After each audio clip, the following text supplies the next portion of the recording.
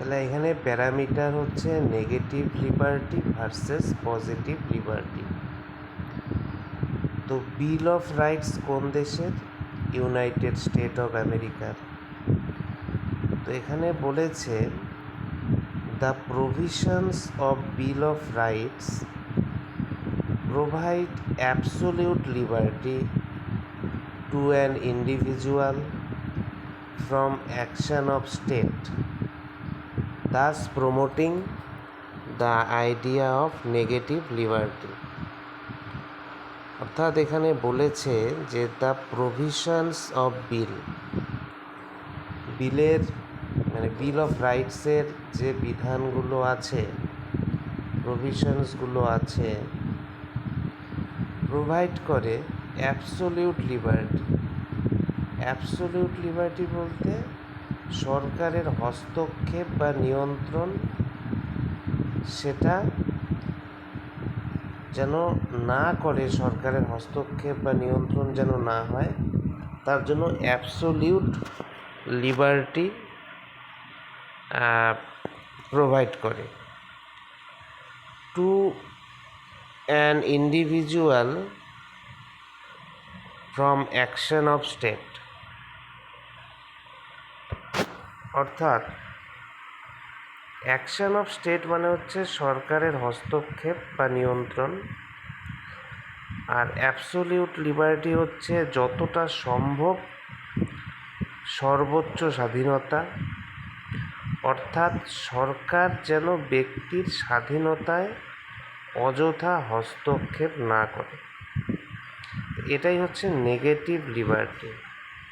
তাহলে negative liberty মানে কি? নেগেটিভ মানে হচ্ছে নো ইন্টারফেয়ারেন্স, অর্থাৎ হস্তক্ষেপ না করা। অর্থাৎ সরকার আমাকে বাধা দেবে না, আমি স্বাধীনভাবে চলব। এখানে সরকারের কাজ কম, ব্যক্তির স্বাধীনতা বেশি।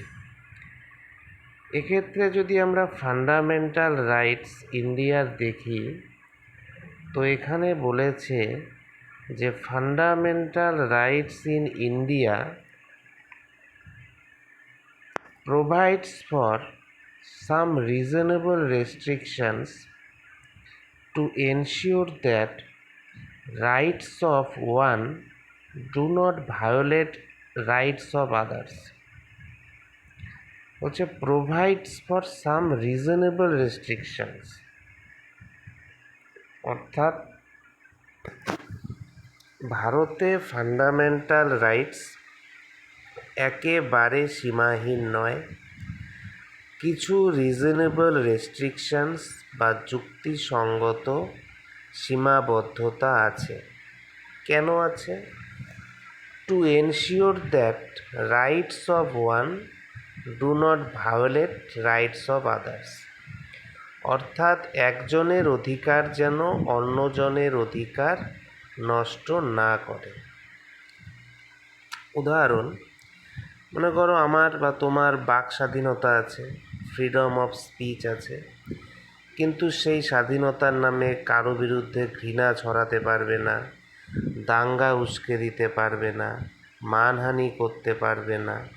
কারণ তোমার স্বাধীনতা যেখানে অন্যের অধিকার ক্ষুণ্ণ করে, সেখানে রাষ্ট্র যুক্তিসঙ্গত সীমাবদ্ধতা আরোপ করতে পারে। এটাই হলো পজিটিভ লিবার্টি। তাহলে পজিটিভ লিবার্টি মানে কি? যে ফ্রিডম কিন্তু উইথ রিজনেবল রেগুলেশন। অর্থাৎ স্বাধীনতা থাকবে, কিন্তু সমাজের সবার অধিকার রক্ষার জন্য কিছু যুক্তিসঙ্গত নিয়মও থাকবে। তাহলে ইউএসএতে negative liberty, government stay away, অর্থাৎ গভর্নমেন্ট কম হস্তক্ষেপ করবে, ব্যক্তি স্বাধীনতা বেশি। ইন্ডিয়াতে পজিটিভ লিবার্টি, ফ্রিডম থাকবে প্লাস রিজনেবল রেস্ট্রিকশনস থাকবে। অর্থাৎ স্বাধীনতা আছে, কিন্তু অন্যের অধিকার রক্ষার জন্য যুক্তিসঙ্গত সীমাবদ্ধতাও আছে। তাহলে ইউএসএ হচ্ছে bill of rights, negative liberty, no minimum government interference, সরকারের হস্তক্ষেপ যত কম স্বাধীনতা তত বেশি। India fundamental rights, positive liberty, freedom with reasonable restrictions.